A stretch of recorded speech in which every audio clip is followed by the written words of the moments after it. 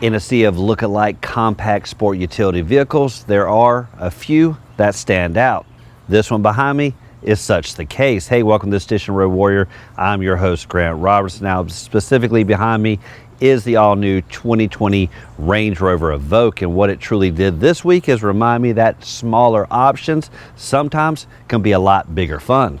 When it comes to smaller sport utes, you've heard me as of late with the complaints, mainly how they all start to look alike. Most of them chiseled up, pretty much a blending across the competition with no true outliers. That is until the Range Rover Evoque shows up and you realize, well, the cookie cutter designs can be thrown out the window. Now, what I like is truly from the silhouette. First off, with the fast roof line, the high-waisted belt line, and the coupe-like styling from the profile. You can really see the overall fast design really as it narrows as you sweep to the back, really giving fluid architecture without the vehicle even moving.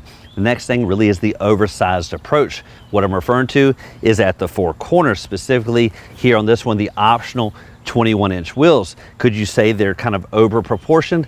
Well, I kind of dig that. A nice squatty overall look, but nice substantial tires at the side really kind of gives a nice juxtaposition to the overall design. Even better, flush body lines, which for 2020 couples right down to the recessed handles, which I'll show you in just a second.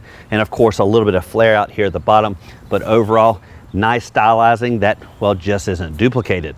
With a coupe-like styling from the outside, one thing I expected was scaled down numbers, and certainly that is what the Evoque delivers. But one thing that came as a shock was the changing of my mantra. When it comes to SUVs, bigger is always better, but that was when you find a vehicle that is perfectly sized and fit just right. And what I'm referring to is it just felt overall comfortable, even for my 6'2" frame. And that's usually rare because vehicles I like typically measure at least a foot and a half bigger than this vehicle. Now, by the numbers, what you're going to see is around about 172 inches overall, wheelbase about 105, width pushing about 75 inches, height around about 64. Those numbers just typically don't fit this overall scale and typically just don't make me feel comfortable.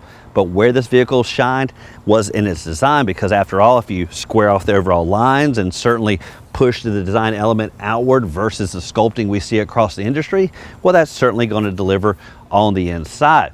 Another big number to always think about is ground clearance, because after all, we know Land Rover can go off-road, and well, this delivers around 8.3 inches. Sweeping down the side, let's talk about some other design features. With its overall size, one thing I like is the fact that this vehicle can fit in anywhere. That versus the bigger siblings that take a little bit more maneuverability, this one can squeeze in with ease, specifically in the urban dwellings. One thing that's going to help with that is the automation here at the mirrors. Now, this is to be expected on a premium vehicle like this. Pretty much lock it up. These mirrors tuck in, just minimizes the overall impact zones. Another nice design feature is right up front. Again, we talked about the overall wheel size, the arching, but what you're going to see in design, this element right up above, again, kind of accentuates the overall look. The features we see on the bigger Range Rovers with the vertical stack here, when it comes to the venting, well, that's going to be horizontal, taking that stylized look over here to the Evoque.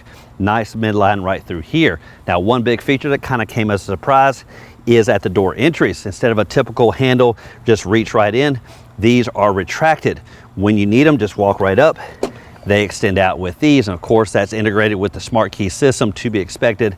No real fumbling with the key fobs like the good old days. Now simply just walk right up, press it again, and they retract. Better yet, access points at all four doors and the rear hatch.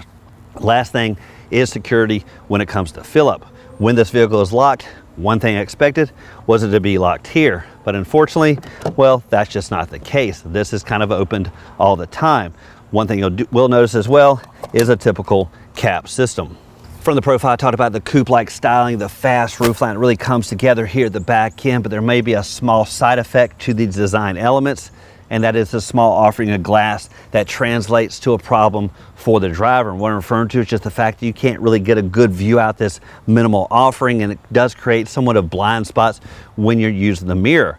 But thankfully, Land Rover knows that and created a workaround, specifically with the camera mounted right there. Now, don't be confused, that's not the backup reverse camera. That's found here, going to couple nicely with the infotainment system through the middle, put it in reverse, going to give you a nice traditional backup view.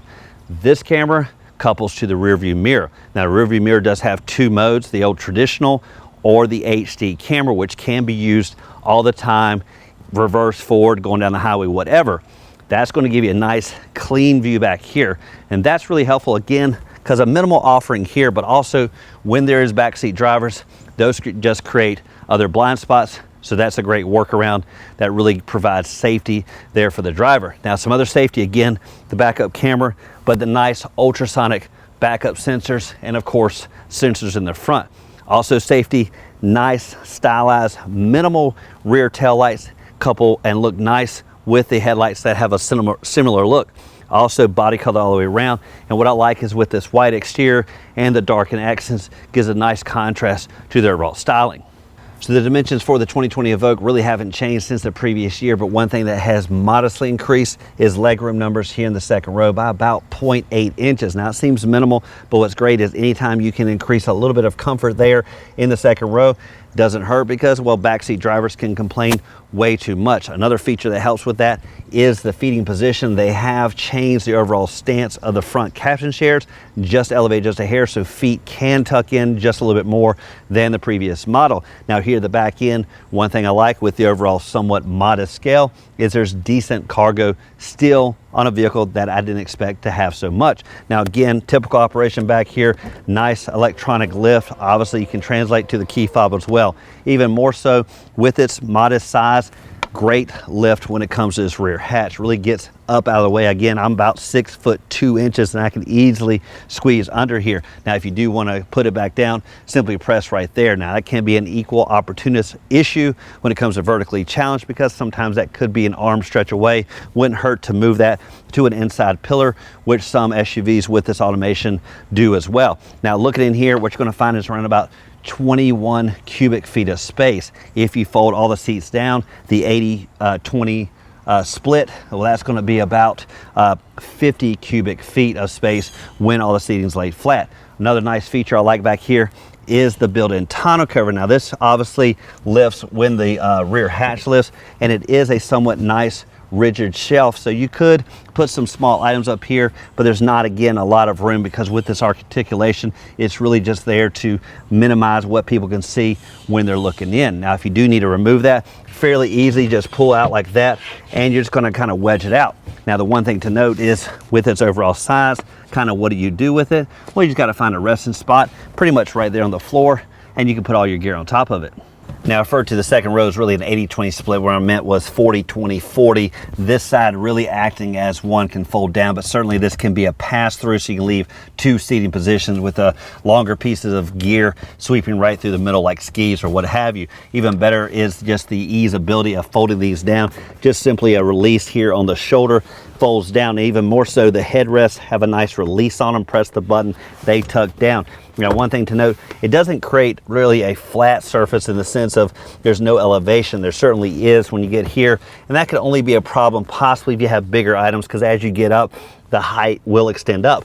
But better yet is the overall cathedral-like feel when you get into the passenger area does extend up, so certainly bigger items will have equal amount of space when you get into the cabin area. Last but not least is what lies beneath here, and that is a nice full-size spare.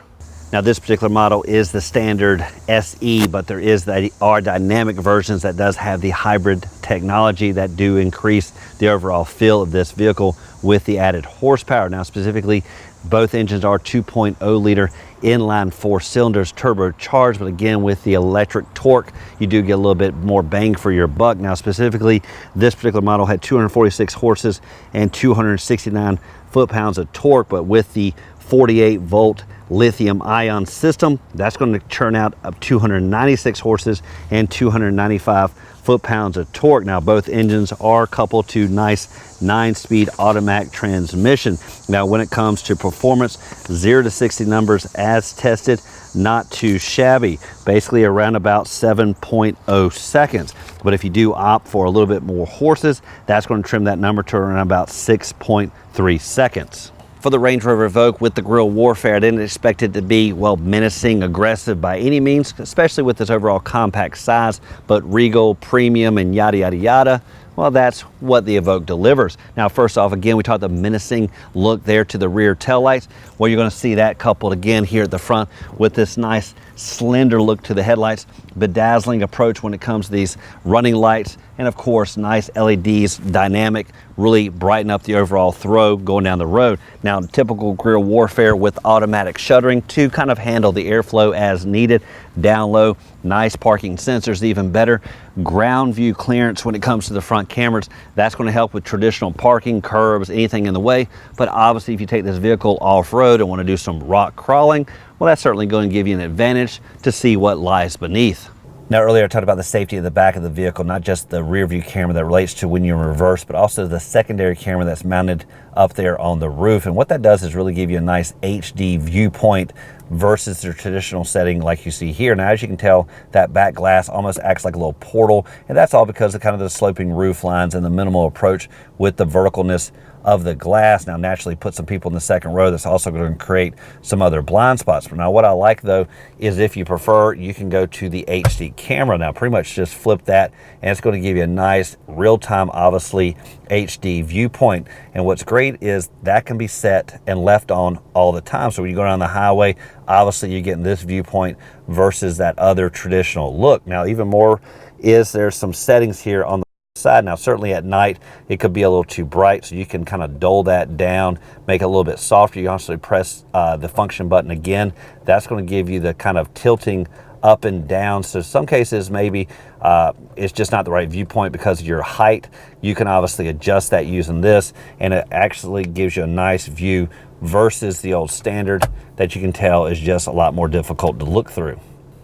As you sweep to the dash, one thing that's really going to stand out is these dual screens, really oversized. Pretty much if you enjoy iPads, iPhones, any smartphones, you certainly will enjoy this interface. Now, up top is going to be traditional when it comes to infotainment, navigation, phone settings.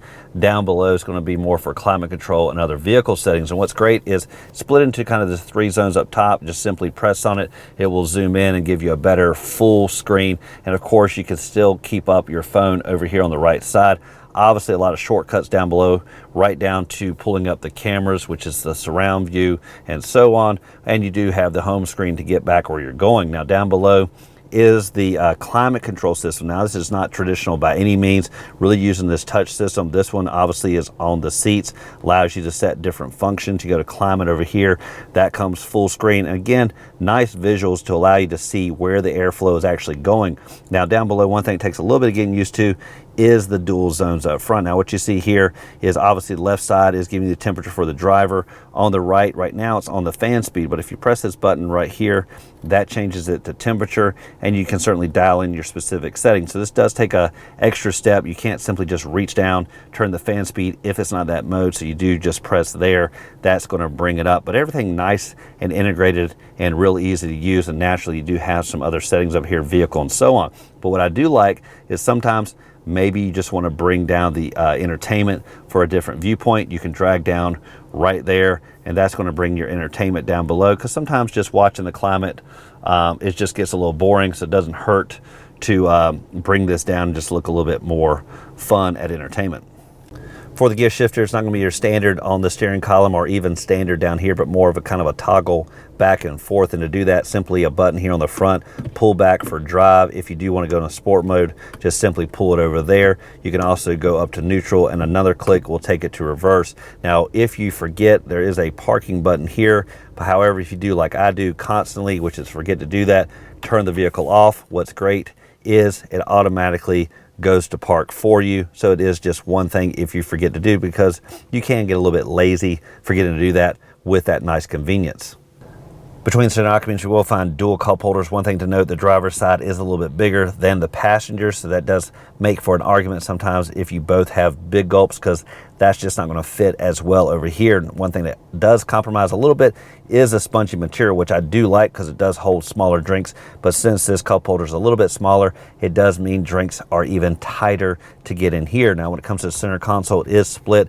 Nice divide for equal support. When it comes to elbow, you do have nice individualized attention if you want to gain access. Lift both of them, of course, reveal a decent overall center console, 2 USB connections, as well as a traditional power supply outlet.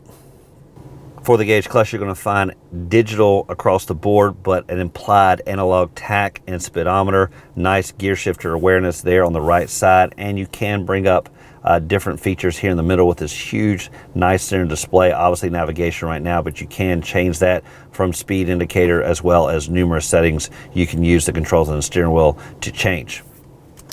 On the steering wheel, you will have cruise control settings here on the right and other entertainment and infotainment systems here on the left. What I like with the cruise control, it does have that spatialness when it comes to keeping up with traffic. You can set the space in between vehicles, obviously set and so on. You do have the limiter here. That's related to the current speed zone that you're in, but you can turn that on or off. That does just help you kind of watch your speed if you're kind of forgetful. Now, I talked about the modest increase for backseat drivers when it comes to legroom. That's going to be around about 33.8 inches. Again, that 0.8 is kind of the minimal difference, but it does help. Around about 35 on up is typically going to be spacious enough for comfort for backseat drivers. Now, for front, it's going to be about 40 inches, but decent overall comfort. Now, one thing that helps with that is the overall kind of caption chairs and stitching and nice bolstering. Really gives you nice overall support. And of course, there are tons of positioning when it comes to automatic controls right here on the side. Now, if you prefer to have different drivers and different settings, well, what's great with that is the memory. There are up to 3 here for the driver to memorize the overall positions, and that is also found for the passenger as well. Oftentimes the center console is just not enough space to store items, and one thing I found with that gear shifter like it is and that wood cladding around it, no real place to put your phones, because again, typically you're going to have your cup holders full. But one thing I did find after looking around is this hidden area just below the infotainment system that will allow you to at least store some items, especially if you're Bluetoothing with your phone. You certainly don't need daily or minute by minute access to it, so just put it right down there, and it's got a nice place to hold it. 33 inches, like I said, is not a ton of leg room back here. You can tell with my seating position about as far back as it can go. You're going to see it somewhat compromised when it comes to overall leg room, but naturally these seats will move forward just a hair to grace the backseat drivers with a little bit more comfort. But what I do like is you have some nice niches built in here, obviously going to take those knees with ease, and even better, that aforementioned feet space really is going to allow people to tuck them up underneath the nicely elevated caption chairs in the front. Once you accommodate backseat drivers, one thing they will also like is the nice airflow found on the back of the center console. In the cool months, you will have nice heated seats for convenience, and down below, tons of connectivity in the form of 2 USBs and a nice typical car outlet there in the middle. Should we give pause and remind ourselves that, well, when it comes to sport use, sometimes scaling down isn't such a bad thing, especially when the designers know how to deliver, because when it is scaled just right, well, it can, well, fit the mold. Basically, changing my opinion that bigger is better when it comes to SUVs. The Evoque truly delivered. Now, certainly the horsepower didn't hurt in this one. Again, the modest offering, but it had tons of boot, scoot, and boogie. But on the inside is where it shine.